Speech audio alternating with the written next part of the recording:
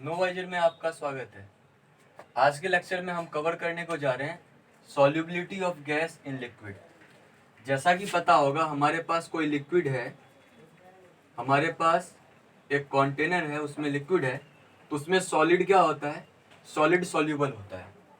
तो जैसे कोई सॉलिड लिक्विड में सॉल्यूबल होता है, ठीक वैसे ही गैस भी लिक्विड में क्या हो सकता है? सॉल्यूबल हो सकता है। यानी गैस भी जो है ना, वो लिक्विड में क्या हो सकता है? उसकी सॉल्युबिलिटी होती है। तो अब यहाँ पे ये समझते हैं कि गैस अगर किसी लिक्विड में, कोई अगर गैस है और लिक्विड में अगर उसकी सॉल्युबिलिटी होगी, तो गैस का जो सॉल्युबिलिटी होगा लिक्विड में, वो कौन कौन से फैक्टर पे डिपेंड करता है। तो वो कौन कौन सा फैक्टर है? वो सबसे पहला जो फैक्टर हम लोग देखने को जाएंगे वो होगा नेचर ऑफ गैस। वो क्या होगा? Nature of gas. तो जैसे हम एग्जांपल लेते हैं, ये जो लिक्विड है यहाँ पे वो है वाटर। यानी हमने एक कंटेनर लिया, उसमें हमने वाटर को फिल किया। अब इस वाटर में ना, अगर हम हाइड्रोजन गैस की बात कर ले, नाइट्रोजन गैस की बात कर ले, हीलियम गैस की बात कर ले, तो hydrogen gas, nitrogen gas, helium gas, ये सब जो गैस है ना, वो वाटर में बहुत ज्यादा सॉल्यूबल नहीं होगा। ये सब लेस सॉल्यूबल है। तो ये जो डाउनवर्ड एरो दिया है, आप समझिए ये लेस सॉल्यूबल के लिए हमने दिया है। यानी हाइड्रोजन, नाइट्रोजन, हीलियम, ये सब लेस सॉल्यूबल है। But carbon dioxide, ammonia, HCl, ये सब ज्यादा सॉल्यूबल होगा। Carbon dioxide, ammonia and HCl, ये सब क्या होगा? ज्यादा सॉल्यूबल होगा। आप ऐसे भी समझ सकते हैं कि कार्बन डाइऑक्साइड में डिफरेंट डिफरेंट एटम है, कार्बन एंड ऑक्सीजन के। यहाँ पे नाइट्रोजन एंड हाइड्रोजन के एटम है, यहाँ पे हाइड्रोजन क्लोरीन के एटम है। तो अब यहाँ पे आप ऐसे समझिए, अगर डिफरेंट डिफरेंट एटम होंगे, तो डिफरेंट डिफरेंट एटम होने से क्या होगा? ये पोलर कंपाउंड हो जाएंगे। ये क्या है? पोलर कंपाउंड होंगे। यानी ऑक्सीजन की इलेक्ट्रोनिगेटिविटी ज्यादा है, तो इस पे माइनस आ जाएगा, इस पे प्लस आ जाएगा। यहाँ पे भी क्या हो जाएगा? नाइट्रोजन की निगेटिविटी ज्यादा है, तो नाइट्रोजन पे माइनस, हाइड्रोजन पे प्लस। यहाँ पे भी क्लोरीन पे माइनस और हाइड्रोजन पे प्लस। तो ये सब पोलर कंपाउंड है। तो पोलर है ना, जिसके रीजन से ये सब पोलर गैस है, जिसके रीजन से वाटर में ज्यादा सॉल्यूबल होगा। और एक और रीजन बता सकते हैं पोलर के साथ साथ, ये ना हाइड्रोजन बॉन्ड बनाता है। ये ना वाटर के साथ क्या बनाता है?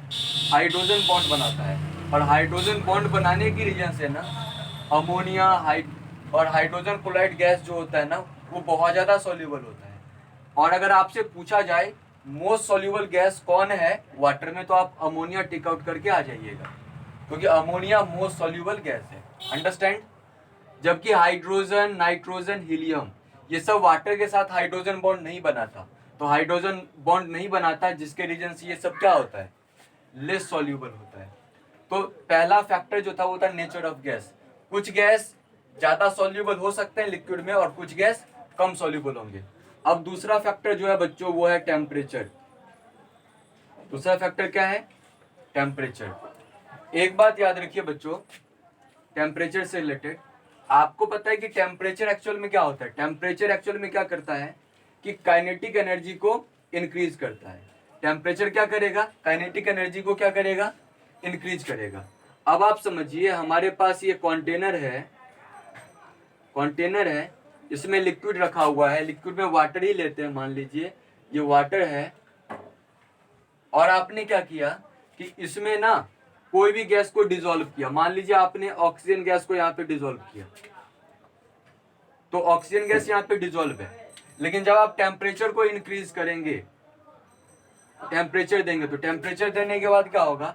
ऑक्सीजन गैस की जो सॉल्युबिलिटी है ना, वो कम हो जाएगी। यानी टेम्परेचर ज्यादा देने से ना, जो गैस की सॉल्युबिलिटी है, गैस की जो सॉल्युबिलिटी है, वो क्या होती है? डिक्रीज होती है। अब हमें समझना भी तो होगा ना कि टेम्परेचर इंक्रीज करने से गैस की सॉल्युबिलिटी डिक्रीज क्यों होती है। तो रीजन ये है बच्चों, क्योंकि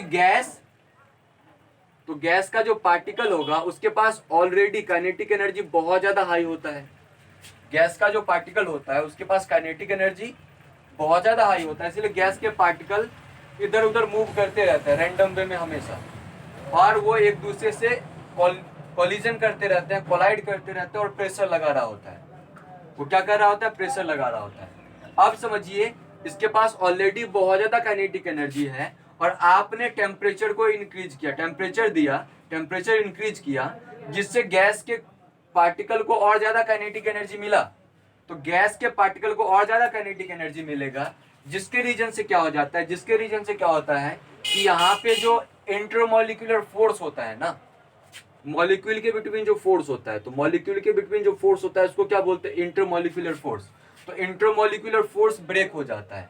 तो इंटरमॉलिक्यूलर फोर्स अगर ब्रेक हो जाएगा तो यहाँ से क्या होता है, जो भी ऑक्सीजन यहाँ पे सॉल्यूबल था वो धीरे धीरे यहाँ से एस्केप कर जाएगा। ऑक्सीजन यहाँ से क्या हो जाएगा? एस्केप कर जाएगा।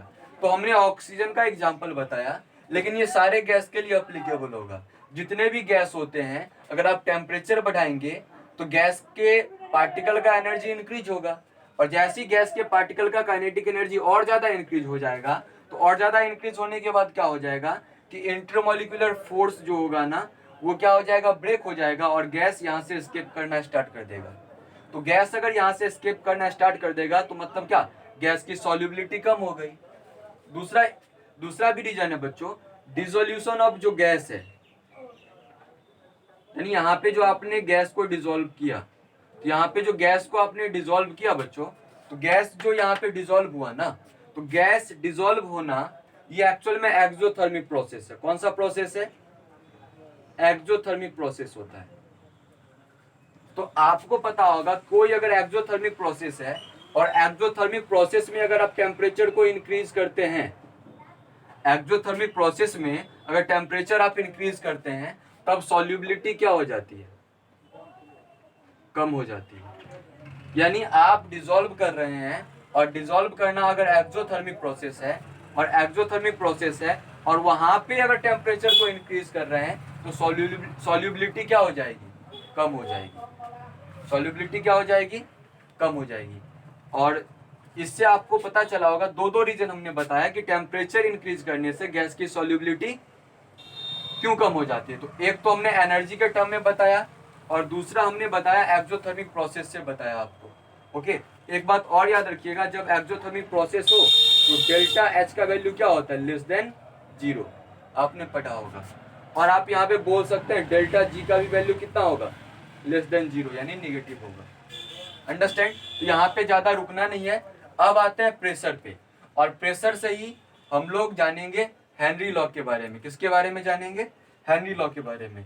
अगर आपने इसको नोट कर लिया है तो मैं इसको इरेज करता हूं, ओके? नहीं तो आप स्क्रीनशॉट ले लीजिए।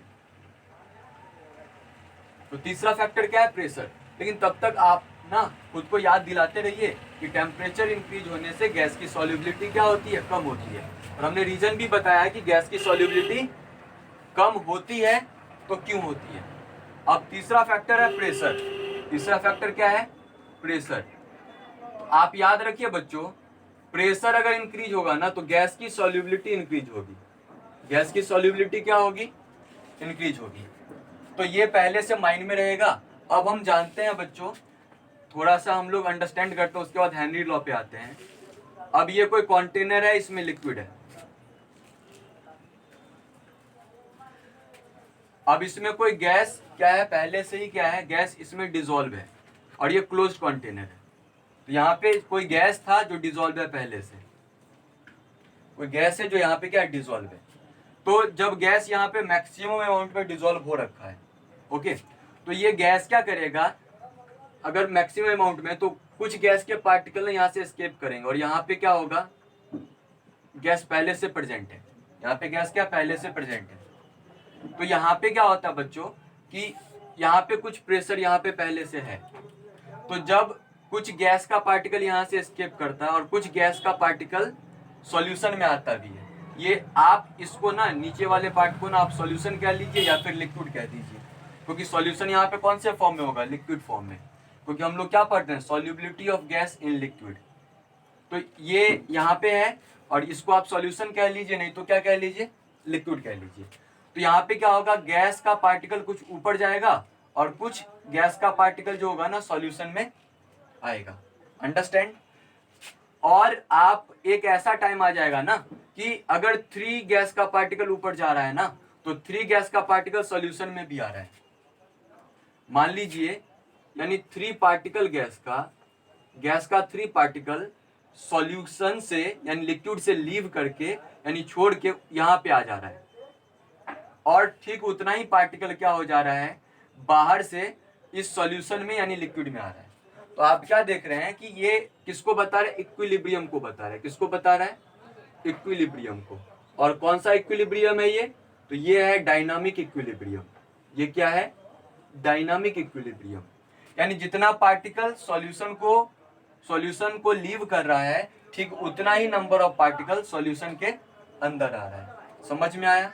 अब प्रेशर को आपने इंक्रीज कर दिया, तो प्रेशर इंक्रीज हो जाने से प्रेशर को आपने इंक्रीज कर दिया, तो प्रेशर इंक्रीज होने से क्या हो जाएगा, प्रेशर इंक्रीज होने से यहाँ पे जो गैस का पार्टिकल होगा वो क्लोज हो जाएगा, गैस का पार्टिकल क्लोज हो जाएगा। तो गैस का पार्टिकल क्लोज हो जाएगा तो वो कोलाइड और ज्यादा करने लगेगा, और यहाँ पे जो लिक्विड है, लिक्विड का जो सरफेस होगा, तो लिक्विड के सरफेस पे वो और ज्यादा प्रेशर लगाएगा, लिक्विड के सरफेस पे और ज्यादा प्रेशर लगाएगा। ठीक है, तो ये जो प्रेशर होगा ना, आप इसको कह लीजिए पार्शियल प्रेशर। क्या कह लीजिए, पार्शियल प्रेशर। तो गैस यहाँ पे जो प्रेशर लगा रहा है, आप उसको क्या कह लेंगे, पार्शियल प्रेशर। तो जैसी प्रेशर इंक्रीज हुआ, आपने प्रेशर को इंक्रीज किया पिस्टन के हेल्प से, तो प्रेशर इंक्रीज करने के बाद क्या होता है, गैस की सॉल्युबिलिटी इंक्रीज हो गई, तो यहाँ का बहुत ज्यादा गैस पार्टिकल अब यहाँ पे डिसॉल्व होने लगेगा। तो बहुत ज्यादा गैस डिसॉल्व हो गया, अब डिसॉल्व हो गया, तो जब मैक्सिमम अमाउंट में यहाँ पे डिसॉल्व हो गया, तो मैक्सिमम अमाउंट में डिसॉल्व होने के बाद क्या होगा कि फिर से इक्विलिब्रियम आएगा, फिर से इक्विलिब्रियम आएगा। और इक्विलिब्रियम आने के बाद क्या होगा, इक्विलिब्रियम आने के बाद क्या होगा, जितना पार्टिकल सॉल्यूशन से जाएगा उतना ही पार्टिकल सॉल्यूशन में आएगा। फिर से समझते हैं इसको कि जब आपने प्रेशर को बढ़ाया, तो प्रेशर बढ़ने से गैस की सॉल्युबिलिटी बढ़ गई लिक्विड में, तो बहुत ज्यादा डिसॉल्व होगा, लेकिन फिर ये न्यू इक्विलिब्रियम को अचीव करेगा, नए इक्विलिब्रियम को अचीव करेगा। और इक्विलिब्रियम का मतलब तो आपको पता ही है। तो अब यहाँ पे हम लोग समझते हैं हेनरी लॉ के बारे में। किसके बारे में पढ़ते हैं बच्चों, हेनरी लॉ के बारे में। इसको इरेज करते हैं। तो हेनरी लॉ होता क्या है, हेनरीज लॉ। तो हेनरीज लॉ के अकॉर्डिंग टू बच्चों, अगर आपने गैस का पार्शियल प्रेशर इंक्रीज किया, गैस का अगर पार्शियल प्रेशर इंक्रीज किया, तो यानी वहां पे गैस की सॉल्युबिलिटी इंक्रीज हो जाएगी। गैस की सॉल्युबिलिटी क्या हो जाएगी, इंक्रीज हो जाएगी। आपने देखा भी कुछ देर पहले कि प्रेशर इंक्रीज करके गैस ज्यादा क्या हो जा रहा था, वहां पे सॉल्युबल हो जा रहा था। और ठीक इसी प्रोसेस से क्या किया जाता है कि जो कोल्ड ड्रिंक होता है ना, कोल्ड ड्रिंक, तो कोल्ड ड्रिंक के अंदर आपको पता होगा बहुत ज्यादा हाई प्रेशर में कार्बन डाइऑक्साइड गैस को डिसॉल्व किया जाता है, बहुत ज्यादा हाई प्रेशर में। और इसलिए जब हम कोल्ड ड्रिंक का ढक्कन खोलते हैं, तो उस टाइम में भी बहुत ज्यादा गैस क्या होता है, बाहर निकलता है। क्योंकि ये कोल्ड ड्रिंक का बोतल है मान लीजिए, तो कोल्ड ड्रिंक के बोतल में बहुत ज्यादा प्रेशर में क्या किया गया है, कार्बन डाइऑक्साइड को डिसॉल्व कर दिया है। लेकिन जैसे इसका ढक्कन खोला गया, तो ढक्कन खोलने के बाद क्या हो जाएगा कि प्रेशर कम हो गया, और प्रेशर जैसे ही कम होगा तो गैस की सॉल्युबिलिटी क्या हो जाएगी, कम हो जाएगी, तो कार्बन डाइऑक्साइड इससे निकलना स्टार्ट हो जाएगा। इसलिए क्या बनता है, बबल्स बनता है। इसलिए क्या बनता है, बबल्स बनता है। तो पहले हम लोग देखते हैं हेनरीज लॉ होता क्या है। तो हेनरीज लॉ को अगर डिफाइन करना हो ना, हेनरी लॉ को अगर इसका स्टेटमेंट देना हो, तो आप ऐसे दे सकते हैं कि हेनरी लॉ के अकॉर्डिंग टू ना, the solubility of gas is directly proportional to the partial pressure above the liquid, otherwise above the solution. यानी कहने की बात क्या हो जाती है बच्चों, अगर ये लिक्विड है, ओके, और यहाँ पे आपने गैस को डिसॉल्व किया, तो ये जो गैस की सॉल्युबिलिटी होगी लिक्विड के अंदर, the solubility of gas in a liquid, gas की जो सॉल्युबिलिटी होगी लिक्विड के अंदर, तो वो पार्शियल प्रेशर का डायरेक्टली प्रोपोर्शनल होगा। यानी जितना ज्यादा प्रेशर रहेगा ना गैस का यहाँ पे, उतना ज्यादा गैस का सॉल्युबिलिटी होगा, उतना ज्यादा गैस का क्या होगा, सॉल्युबिलिटी। तो हम ऐसे लिख देते हैं कि पार्शियल प्रेशर जो होगा, यानी या फिर आप ऐसे कह सकते हैं सॉल्युबिलिटी जो होगा गैस का लिक्विड में, वो पार्शियल प्रेशर का क्या होगा, और पार्शियल प्रेशर कहाँ लग रहा है, लिक्विड के ऊपर, तो partial pressure above the liquid का क्या होगा, वो होगा डायरेक्टली प्रोपोर्शनल। अब आप खुद सोचिए, अगर यहाँ पे गैस ज्यादा सॉल्यूबल है, यहाँ पे गैस अगर बहुत ज्यादा सॉल्यूबल है, तो गैस ज्यादा होगा तो यहाँ पे गैस का मोल फ्रैक्शन ज्यादा होगा। गैस अगर यहाँ पे गैस का अमाउंट ज्यादा होगा तो गैस का मोल ज्यादा होगा, यानी गैस का मोल फ्रैक्शन ज्यादा। तो हम ऐसे भी तो कह सकते हैं ना, मोल फ्रैक्शन जो होगा, यानी एक्स का मतलब क्या होता है, मोल फ्रैक्शन। मोल फ्रैक्शन जो होगा सॉल्युबिलिटी का क्या होगा, मोल फ्रैक्शन जो होगा सॉल्युबिलिटी का क्या होगा, डायरेक्टली प्रोपोर्शनल। यानी सॉल्युबिलिटी ज्यादा है तो मोल फ्रैक्शन ज्यादा है।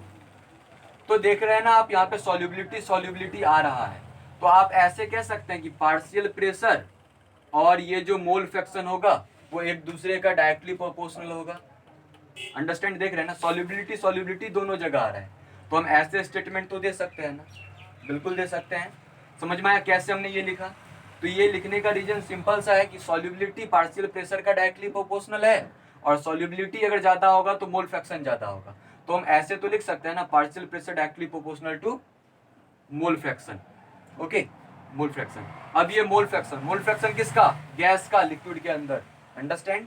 अब आप देखिए प्रोपोर्शनल का साइन हटता है तो कोई ना कोई कांस्टेंट आता है, तो ये जो कांस्टेंट आया दैट इज हेनरी कांस्टेंट।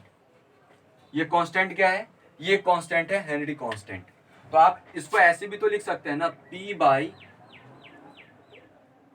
के एच इक्वल टू एक्स। तो आप यहाँ पे क्या देख रहे हैं बच्चों, आप यहाँ पे देख रहे हैं कि के एच मतलब क्या, हेनरी कांस्टेंट। तो हेनरी कांस्टेंट नीचे है, तो हेनरी कांस्टेंट अगर इंक्रीज होता है, हेनरी कांस्टेंट नीचे है, अगर ये इंक्रीज होगा तो क्या होगा, मोल फ्रैक्शन कम होगा। मोल फ्रैक्शन क्या होगा, कम होगा। ये अगर ज्यादा होगा तो मोल फ्रैक्शन क्या होगा, कम होगा। और मोल फ्रैक्शन कम होगा तो सॉल्युबिलिटी कम होगा। मोल फ्रैक्शन कम होगा तो जो सॉल्युबिलिटी होगा गैस का वो क्या हो जाएगा, कम हो जाएगा। सिंपल सी बात है, मोल फ्रैक्शन कम तो सॉल्युबिलिटी कम। अब अगर हेनरी कांस्टेंट कम होगा, हेनरी कांस्टेंट कम होगा, किसी भी गैस का हेनरी कांस्टेंट कम होगा, तो हेनरी कांस्टेंट कम होगा तो नीचे का वैल्यू कम होगा, तो ऊपर का वैल्यू क्या होगा, इंक्रीज हो जाएगा। तो ये जो मोल फ्रैक्शन है उसका वैल्यू क्या होगा, ज्यादा होगा। और मोल फ्रैक्शन का ज्यादा वैल्यू होगा तो सॉल्युबिलिटी क्या होगा, सॉल्युबिलिटी इंक्रीज होगा। क्लियर, सॉल्युबिलिटी क्या हो जाएगा, इंक्रीज हो जाएगा। तो इसलिए आपके बुक में ना चार्ट बना होगा हेनरी कांस्टेंट का। तो जहां जिस जिस गैस का ना हेनरी कांस्टेंट ज्यादा होता है, जिस गैस का हेनरी कांस्टेंट ज्यादा होता है ना, उसकी सॉल्युबिलिटी लिक्विड में कम होती है। जैसे हाइड्रोजन गैस, हीलियम गैस, फिर से नाइट्रोजन गैस, इस सब का जो हेनरी कांस्टेंट होता है ना KH, वो क्या होता है, ज्यादा होता है। तो अगर हेनरी कांस्टेंट अगर ज्यादा होगा तो उसका मोल फ्रैक्शन कम होगा, और मोल फ्रैक्शन कम होगा तो सॉल्युबिलिटी कम होगा। समझ में आ रहा है? और जिसका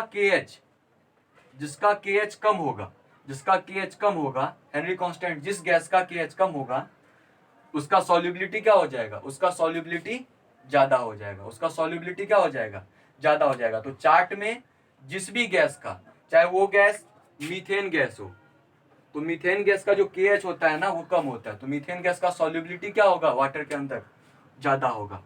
ठीक है, अब ग्राफ देखते हैं, तो ग्राफ से भी इसे जान लिया जाए। तो जब भी हेनरी लॉ से क्वेश्चन आए तो वहां पे क्या होगा, KH या फिर पार्शियल प्रेशर होगा या मोल फ्रैक्शन होगा। इस तीनों में से दो दिया होगा तो आप एक को कैलकुलेट कर सकते हैं। अंडरस्टैंड। तो हेनरी लॉ के बारे में आप खुद को याद दिलाते रहिए। हेनरी लॉ का मतलब क्या होता है, सॉल्युबिलिटी जो होता है गैस का वो क्या होता है, पार्शियल प्रेशर का क्या होता है, पार्शियल प्रेशर का डायरेक्टली प्रोपोर्शनल होता है। अब ग्राफ हम लोग यहाँ पे करते हैं प्लॉट।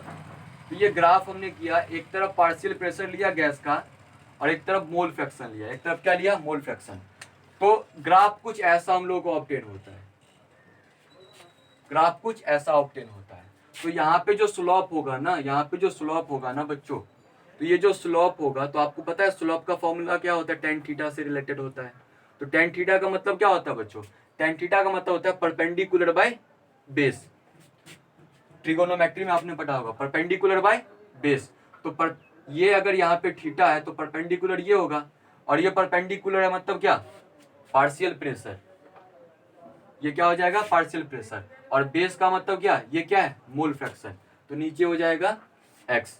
ओके, तो और आप यहीं पे वैल्यू दे देंगे, यानी ये जो है ना स्लोप, यही स्लोप क्या है, ये है Henry constant KH equal to P/x। और यही आपने तो कैलकुलेट किया था, आप इसको ऐसे भी लिख सकते हैं, x ऊपर चला जाएगा P/KH। यही तो कुछ देर पहले हमने क्या किया था, यही फॉर्मूला को हमने डिराइव किया था कुछ देर पहले। या फिर आपने ये भी फॉर्मूला देखा होगा, P equal to KH into x. Okay, तो अगर आपसे पूछे यहाँ पे P का मतलब क्या है, तो P का मतलब partial pressure of gas in liquid या फिर एबव लिक्विड। KH का मतलब क्या है, हेनरी कांस्टेंट, और x का मतलब क्या होता है, मोल फ्रैक्शन। तो ये था हेनरीज लॉ। और हेनरी लॉ का एप्लीकेशन क्या है बच्चों, तो हेनरी लॉ का एप्लीकेशन ये है बच्चों कि कोल्ड ड्रिंक या फिर जो सॉफ्ट ड्रिंक होते हैं उसमें हाई प्रेशर करके, यानी उसमें प्रेशर को ज्यादा करके गैस को डिसॉल्व किया जाता है। गैस को क्या किया जाता है, डिसॉल्व किया जाता है। तो बहुत ज्यादा प्रेशर में डिसॉल्व किया जाता है। यही रीजन है जब कोल्ड ड्रिंक का जो ढक्कन होता है, बोतल का ढक्कन खोलते हैं, तब क्या होता है कि प्रेशर कम हो जाता है। तो उससे प्रेशर कम हो जाने से सॉल्युबिलिटी कम होगा, तो जो भी गैस था वो बाहर निकलते जाता है। और कौन सा गैस होता है, कार्बन डाइऑक्साइड गैस बाहर निकलता है।